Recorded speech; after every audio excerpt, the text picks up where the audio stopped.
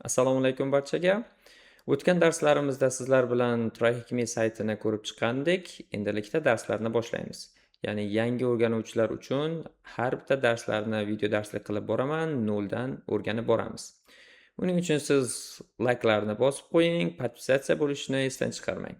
Bo'lmasa boshladik. Ya'ni birinchi roadmap bo'yicha boshlaymiz. Ya'ni yangi kiruvchilar uchun Pre-Security darsidan boshlaymiz. Demak, Pre-Security darsi mana shu kiberxavfsizlikka kirish uchun juda qo'l keladi.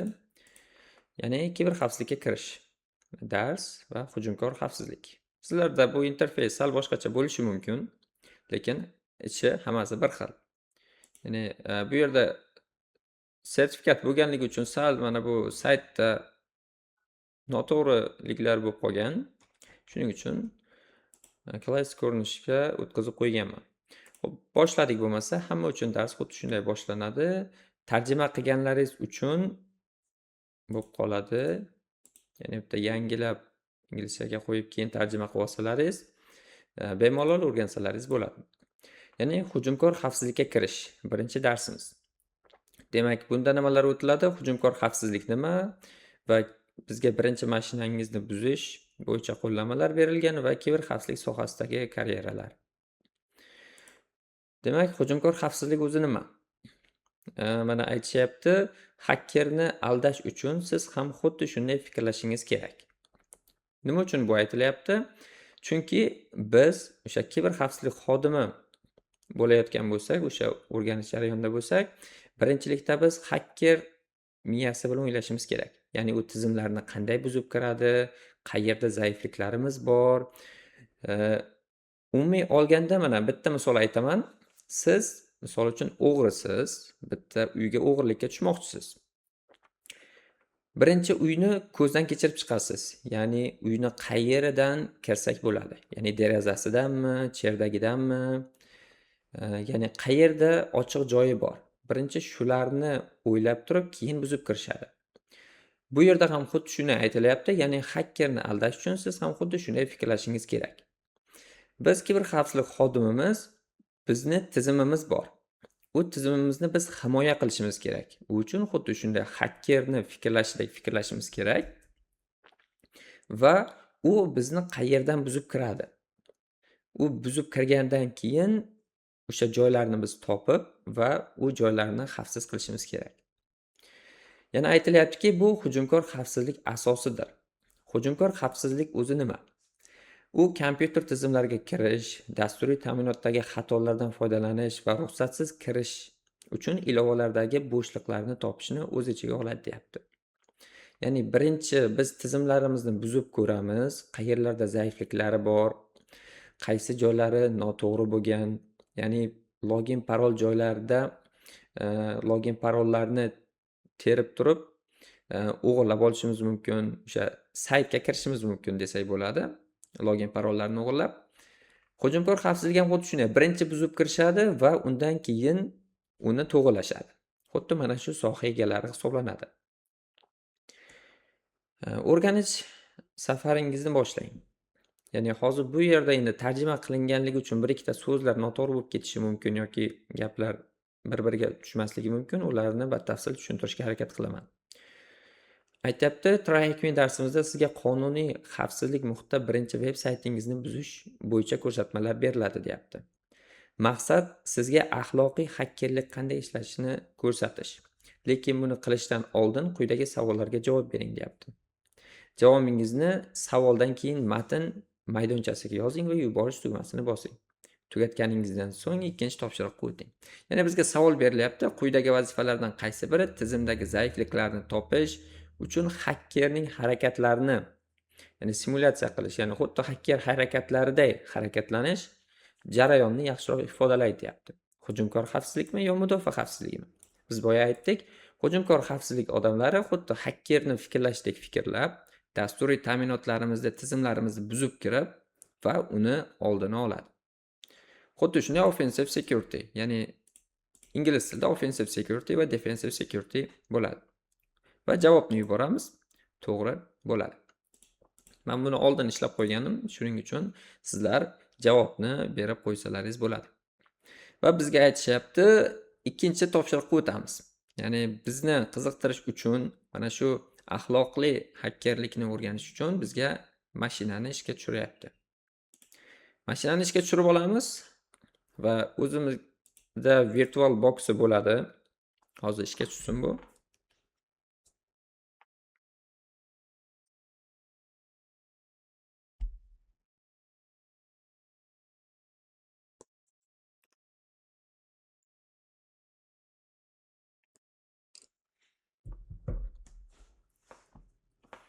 Xuddi shunday yarim ekranda ishlasangiz ham bo'ladi yoki buni to'liq ekran qilib turib ishlasangiz ham bo'ladi. O'zingizga qaysi biri qulay bo'lsa. Xo'p, birinchi ko'rib chiqamiz. Bizni bu yerimizda IP manzil beradi va o'zini virtual boxdan foydalanish uchun 2 soat vaqt beradi. O'sha 2 soat ichida biz mashqlarni bajarib, savollarni topib ishlab chiqishimiz mumkin bo'ladi. Yana 1 soat qo'shib qo'ysak bo'ladi. Bizga u hozirchalik kerak emas. Xo'p, savolni ko'rib chiqamiz. Ya'ni pastda bizga savol berilgan. O'sha savolni yechamiz. Ya'ni savol qanday? Hisobingizdagi qoldiqni tepasida endi ushbu savolga javobni ko'rsatuvchi xabarni ko'rishingiz kerak. Kerakli javobni topa olasizmi deyapti. Ya'ni tepada berilgan, biz mana shu nimani web saytni buzib kirishimiz kerak bo'ladi. Ya'ni mana to'liq ekran qilib olaylik. Bu albatta o'quv mashg'ulot tariqasida berilgan. Bu yerda o'rganayotgan barcha ma'lumotlaringizni haqiqiy saytlarga yoki boshqa tizimlarga qo'llashingiz qonunan javob berishingiz kerak bo'lib qoladi. Qonun tomonidan taqiqlangan. Xo'p, savolni ko'rib chiqamiz. Demak, aytayapti, Try Hakimi-da biz darslarni amaliy qo'shimcha bo'lib xizmat qiladigan simulyatsiya qilingan muhitni yaratish uchun virtual mashinadan foydalanamiz. Ya'ni mana shu o'zini virtual mashinasi bor. Ushbu darsda biz xavfsizlik tarzda buzib kirishni mumkin bo'lgan o'sha fake bank deb nomlangan soxta bank ilovasini tayyorladik. Ushbu mashinani ishga tushirish uchun quyidagi bosing va ishga tushadi deyapti. Endi ekraningiz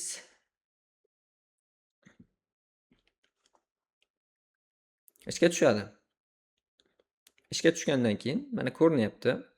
Bulardan xuddi shunday fake bank ilovasi turibdi. Endi bu bizga ko'rsatish uchun agar mana bu yarim ekran ko'rinmay qolsa, tepadan bu yerdan ko'rsatishni bossak bo'ladi, agar chiqmay qolsa. Va bizda birinchi navbatda aytayapti, qilishimiz kerak bo'lgan terminalni ochib olib, GoBuster ilovasidan, ya'ni tool'idan foydalanamiz. Yana GoBuster tool'i nima? Bu yashirin kataloglar va sahifalarni topadigan tool hisoblanadi. Kali Linuxda o'rnatilgan, ya'ni Linux tizimlarida bor. GoBuster ilovasini ishga tushiramiz. Biz terminalni ochib oldik. Endi GoBuster'ni o'zi qo'yib qo'yishgan, ya'ni tayyor qilib, birinchi bularni sizga o'rgatilishini sababi sizlarni bir qiziqtirib olish. Bu narsalar sal keyinchalik darslarda o'tiladi. Shunchaki olib, kopirovat mana bu yerga qo'yib olamiz, вставить qilib.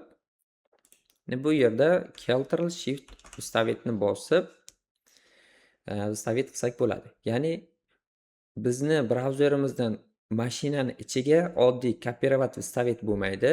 Yoki birinchi navbatda buni o'zini clipboard'iga qo'yib olishimiz kerak va terminalni ichiga qo'yishimiz uchun Ctrl Shift va вставitni V harfini bosishimiz kerak bo'ladi. Joyladik va Enterni bosamiz. Demak, tool ishga tushdi. Va mana bu paste hisoblanadi. Hozir bundayroq qilaylik. Mana /images va /bank transfer. Bu nima uchun kerak? Mana shu saytlarimizda kataloglari bo'ladi. O'sha kataloglarda alohida page'lar joylashgan bo'ladi. Ya'ni ma'lumotlar har qanday joylashuv alohida katalogga joylashgan bo'ladi. Bank transfer, ya'ni pullarni ko'chirish nimasi boshqa joyda, ro'yxatdan o'tish boshqa joyda, admin panel boshqa joyda, xuddi shunday bo'ladi. Va biz topdik images va bank transfer. Bizda savolda ham aytyaptiki, bank transferdan pulni ko'chirishimiz kerak. Va mana shu pejni olamiz va bu yerdan kopirovat qilish uchun Ctrl Shift kopirovatni bosishimiz kerak sizani. Yoki shunchaki sichqonchani o'ng tomonini bosib copy'ni bossak ham bo'ladi. Va biz bank sahifasida joylashtiramiz. Mana shu yerda o'zidagi slashni o'chirib tashlab paste qilamiz. Joylandi va enterni bosamiz. Biz admin panelga o'tdik, ya'ni pul ko'chiradigan joyga. Xo'p, bu yerda Gavaster qanday ishlashligi bo'yicha ko'rsatilyapti. Ya'ni Gavasterning kodini, misol uchun Gavaster tool yoziladi va undan keyin -u buni optioni hisoblanadi. Undan keyin URL manzilini beramiz. Ya'ni o'sha hujum qilmoqchi bo'lgan saytni. Va -v word listni berishimiz kerak bo'ladi, ya'ni so'zlar ro'yxati va dir directorylar hisoblanadi. Shu bo'yicha bizga beryapti va statuslar bo'yicha statuslarimiz bor. Misol uchun 301 yoki 200 statusi bor. Bizga 200 statusi, ya'ni muvaffaqiyatli topilganligini ko'rsatyapti. Va bizga qanday qilib joylashligini ko'rsatyapti. Men sizlarga uni joylab ko'rsatib berdim va bizni o'zimizga pul tashlab olishimiz uchun raqamlarimizni beryapti. Misol uchun bizni bank hisob raqamimiz 2276. Va bu yerda bank account nomerini yozamiz. Uniki esa 8881. Va biz qancha pulni ko'chirishimiz kerak? $2000 pulni ko'chirishimiz kerak. Send money. Bo'ldi. Demak, mana congratulations, ya'ni siz bankni hack qildingiz deyapti va bizga savolimizning javobini ko'rsatyapti. Bank hacked va uni savollar joyiga joylab qo'yamiz va bizga to'g'ri deb beradi. Va buni chiqartirib qo'ysak bo'ladi. Ya'ni bu qiziqtirish uchun bizga mana shu kiber xavfsizlik sohasiga kirish uchun berilgan misol bo'ladi. Buni bemalol o'zingiz qilib ko'rsangiz bo'ladi. Bu hammasi qonuniy, lekin boya aytganimizdek, boshqa bankning saytlariga va har qanday saytlarga qilish qat'iyan taqiqlanadi. Va endi karyeralar bo'yicha ko'ramiz. Qanday qilib o'rganishni boshlash mumkin deyapti. Odamlar ko'pincha boshqalar qanday qilib hakkerlikni yoki xavfsizlik bo'yicha maslahatchilar yoki himoyachilar, kiber jinoyatchilikka qarshi kurashuvchi xavfsizlik tahlilchilari aylanishlarini o'ylashadi va javob oddiy deyapti. Buni tahlil qiling, qiziqqan kiber xavfsizlik sohasini o'rganing va muntazam ravishda amaliy mashqlardan foydalaning. Ya'ni nima demoqchi? Kiber xavfsizlikni o'rganish uchun biror bir saytlardan yoki mana shu darsliklardan o'rganishingiz kerak va muntazam ravishda ularni qoldirmang. Hech qachon to'xtab qolmang deyishyapti. O'rganish oson, ya'ni har bitta odam tug'ilgandan kiber xavfsizchi bo'lib tug'ilmaydi. Har bitta soha ham xuddi shunday. O'rganish uchun izlanish kerak, o'qish kerak va harakat qilish kerak. Va bu yerda bunga ishoning, siz buni uddalaysiz deyapti. Birinchi xavfsizlik ishini olish uchun TryHackMedan foydalangan ba'zi odamlar bilan tanishing deyapti. Misol uchun Paul bor ekan, Cassandra, Brandon, mana shu kiber xavfsizlik sohasiga kirishgan. Mana shu TryHackMe platformasidan o'rganib kirishgan. TryHackMe platformasi juda zo'r platforma. Shuning uchun men buni sizlarga chiqaryapman. Ya'ni o'zbekcha qilib yana batafsil tushuntirish bo'yicha. Ya'ni birinchi darsliklar nazariy jihatdan bo'ladi, keyingilari amaliy bo'ladi. 70-80% amaliy hisoblanadi. Ularda qilishda qiynalib qolish mumkin. Shuning uchun har bitta kodlarni amaliy tarzda qilib o'rgatib boramiz. Va yana qanday kasblar bor deyapti kiber xavfsizlik bo'yicha. Misol uchun endi tarjima qilinganda sal noto'g'ri bo'lib qolishi mumkin, inglizcha tomonda yaxshi bo'ladi. Ya'ni penetrating testerlar yoki red teamerlar, security engineer. Endi bu yerda 3 tasini beryapti. O'zi kiber xavfsizlik sohasida ishlovchilarning turlari juda ko'p. O'sha red teamerlar, blue team, axborot xavfsizligi yoki shu mana social tahlilchilarimiz bor, web tahlilchilarimiz bor, har qanday yo'nalishlarimiz bor. Yo'nalishi juda ko'p. Bug bounty hunterlarimiz bor. Endi pentesterlar kimlar o'zi? Ya'ni pentest qiluvchilar. Mana shu bizni tizimlarimizni va dasturlarimiz bo'ladi. Ya'ni korxonamizni tizimlarini o'sha zaifliklarni topib, ularni skaner qilib chiqadi va zaifliklarni topib turib, ularga qanday qilib to'g'irlash kerak, o'shanday maslahatlarni beruvchi odamlar bo'ladi. Ya'ni pentesterlar zaifliklarni topib yoki ekspluatatsiya qiladigan insonlar deb olsak bo'ladi. Ular tizimlarni o'rganib chiqishadi, qayerda ochiq joyi bor, yopiq joyi bor, qaysi joylari xavfli, ma'lumotlar o'g'irlanishi mumkin, hammasini report tarzida ko'rsatib berishadi. Endi qizil jamoa bu xuddi boyagi hacker rolini o'ynashadi. Pentestlar qilingan birinchilar faqat tekshirib chiqishadi, mana shu joylarda zaifliklar bor yoki yo'q. Lekin qizil jamoa esa ular haqiqiy hakkerlar rolini o'ynab turib, tizimlarni buzib kirishadi. Ekspluatatsiya qilib ma'lumotlarni o'g'irlashadi. Ya'ni pentesterlardan keyingi desak bo'ladi. Va shu tariqa o'sha tizimlarni himoya qilishni o'rganishadi. Xavfsizlik muhandislari. Mana bu kiber hujumlarning oldini olishga yordam beradigan xavfsizlikni boshqarish vositalari, tarmoqlar va tizimlarni loyihalash, monitoring qilish va texnik xizmat ko'rsatish.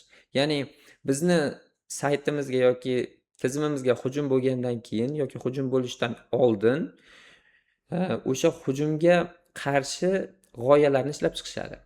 Ya'ni o'sha qanday dasturlardan foydalanish kerak, nimalar qilish kerak, qayerlarni ya'ni to'g'irlash kerak, yangilash kerak. Hujum bo'lishdan oldin qilishadi yoki hujum bo'layotgan vaqtda ham ularni sezib, ularga qarshi tura oladigan nima desak bo'ladi? Odamlar desak bo'ladi. Kiber xavfsizlik xodimlari. Xuddi shunday. Va bu yerga javob kerak emas. Offensive security darsiga kirish mana shu 3 ta mavzudan iborat edi. Ishonamanki tushundilaringiz. Agarda biror joyda tushunmovchilik bo'lsa, bemalol kommentariyada yozib qoldirsalaringiz bo'ladi, javob berishga harakat qilaman. Yana bu yerda nazariy jihatdan ko'proq va bitta amaliy jihatdan bizga mashina berilgan. Uni bemalol qilib ko'rsangiz bo'ladi. Keyingi darslarda defensive security mavzusini ko'rib chiqamiz sizlar bilan. Videomiz sizga yoqdi deb umid qilaman. Keyingi darslarda mudofaa xavfsizligi bo'yicha darslarni ko'rib chiqamiz. Barchalaringizga xayr.